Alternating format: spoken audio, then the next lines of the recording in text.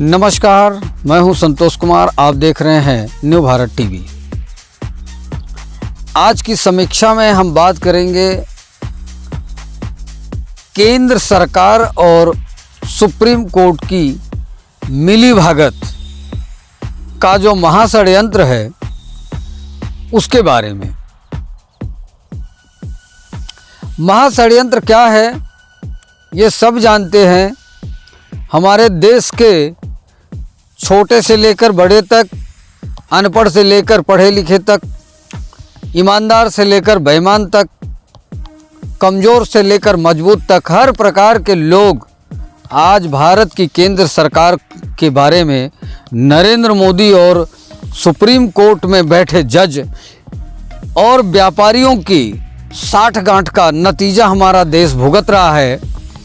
जहां इन्हें अच्छा लगता है, जो उस ज़मीनों पर कब्जा करना होता है, उस ज़मीन को तुरंत अवैध बता दिया जाता है। अगर कोई कंस्ट्रक्शन है तुरंत अवैध घोषित किया जाता है। जिन जगहों की इन्हें ज़रूरत पड़ती है उसको कब्जे में ले लिया जाता है। जहां पैसा देना होता है पैसा दे देते हैं, जहां दबंगई से लेना होता है वहां दबंगई करके ले लेते हैं।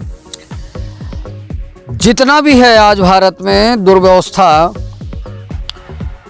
और हर सिस्टम को अपना सिस्टम बताने का जो षड्यंत्र है इस नरेंद्र मोदी की सरकार में, वो किसी से छिपा नहीं है।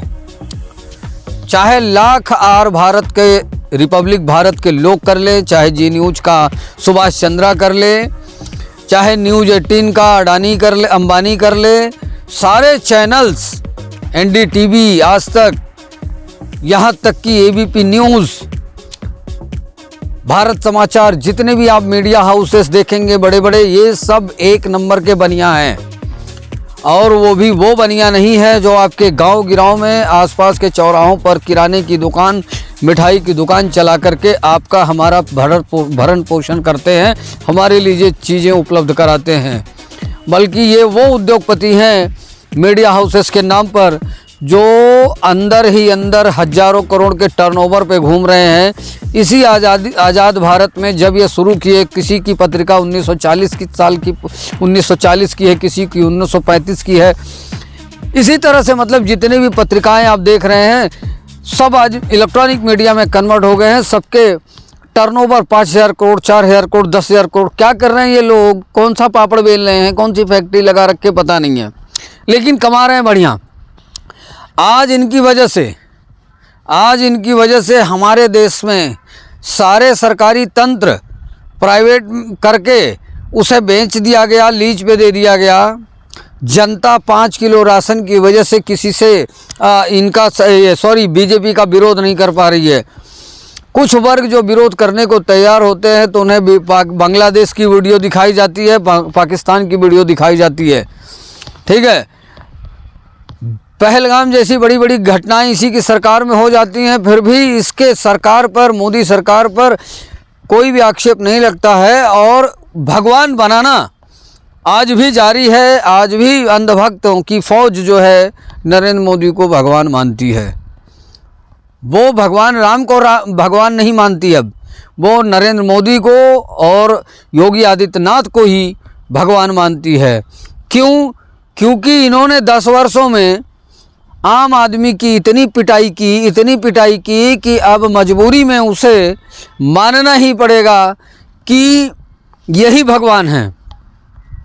यहाँ तक भी ठीक था, शिक्षा बिगाड़ दिया, स्वास्थ्य बिगाड़ दिया, सड़कों के हालात सुधारे जा रहे हैं, खेती एग्रीकल्चर लैंड सड़क बना करके ख़राब की जा रही है। इतनी सड़कें यूपी में बन रही हैं कि एक दिन सड़कों का जाल भारत उत्तर प्रदेश के लिए यातायात में सब कुछ में सही तो हो जाएगा, लेकिन उन्हीं सड़कों पर लोग बिलखते नज़र आएंगे। इसलिए आएंगे क्योंकि लोगों के हाथ में रोजी रोजगार नहीं है, सिर्फ धर्म का डर दे करके आज ये भाजपा सरकार अपनी दुकान चला रही है। ठीक है, मैं बात आज अरावली की करूँगा। वैज्ञानिक कहते हैं 2.5 अरब साल पुराना है ये अरावली। अरे मैं कहता हूँ जब से सृष्टि हुई होगी, जब से इस धरती का निर्माण हुआ होगा, जो अक्षुण्ण पहाड़ हैं जिन्हें आज तक छुआ नहीं गया है, उन्हीं में से एक अरावली है। चाहे 2.5 अरब साल बताओ, चाहे 2.5 महीने पुराना है वो पहाड़। जिस कांग्रेस को ये भाजपा वाले गाली देते हैं, जिस जो है विपक्ष को ये भाजपा वाले अंधभक्त गाली देते हैं, आज तक उस अरावली पर किसी की बुरी नज़र नहीं आई। हमारे यहाँ मुग़ल आए, दुनिया भर के आक्रमणकारी आए, कितने राजा महाराजा आए, कितने हमला हुए इस देश पर, अरावली को किसी ने छूने की हिम्मत नहीं की।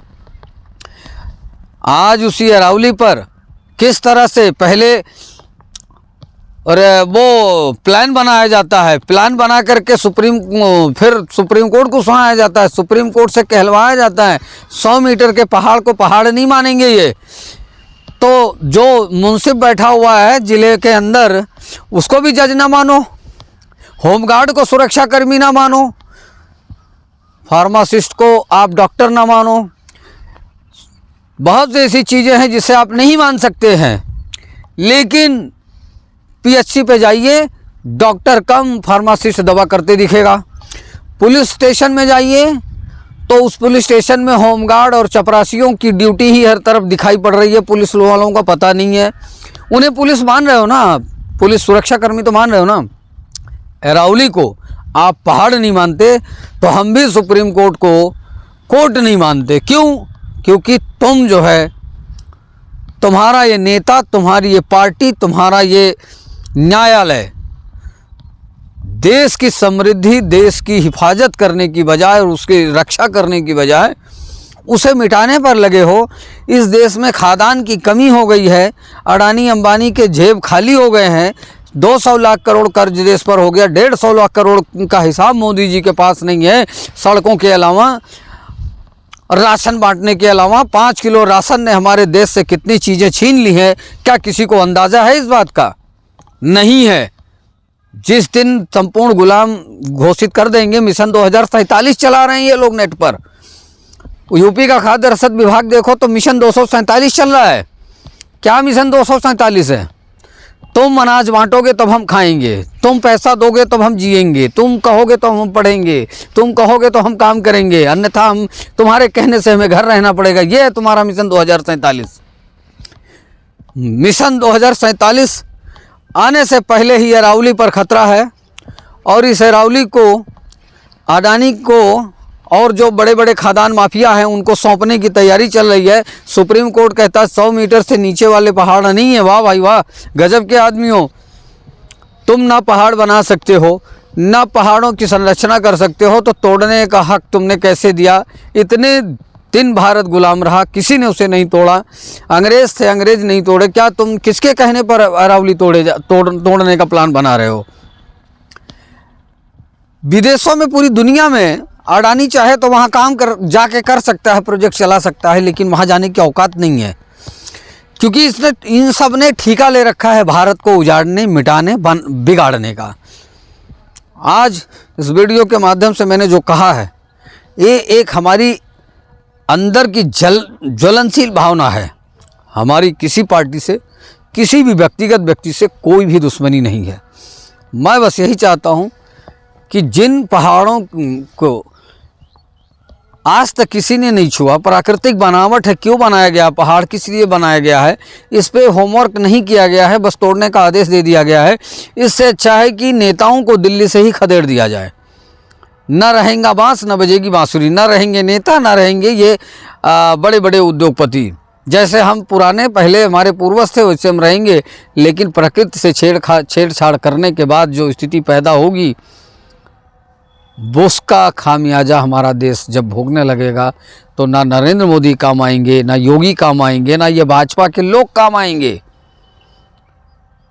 जो भी मेरा वीडियो देखे, कम से कम अरावली के लिए, अरावली छोड़ो, अरावली तो एक मुद्दा है, पूरा देश ही भाजपा से बचाना है।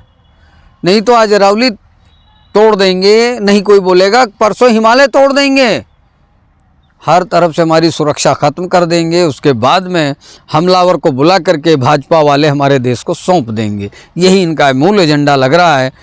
ना ये हिंदू है और ना ये मुसलमान हैं, ना ये ईसाई हैं, ना ये फारसी हैं, ना ये जैन है।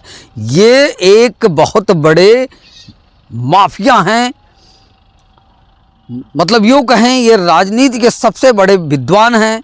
हैवान हैं जिन्होंने राजनीति को तोड़ मरोड़ करके हमेशा हमेशा के लिए ख़त्म कर दिया है और विपक्ष को ही हर हाल में बेईमान साबित करने के लिए लगे पड़े हैं।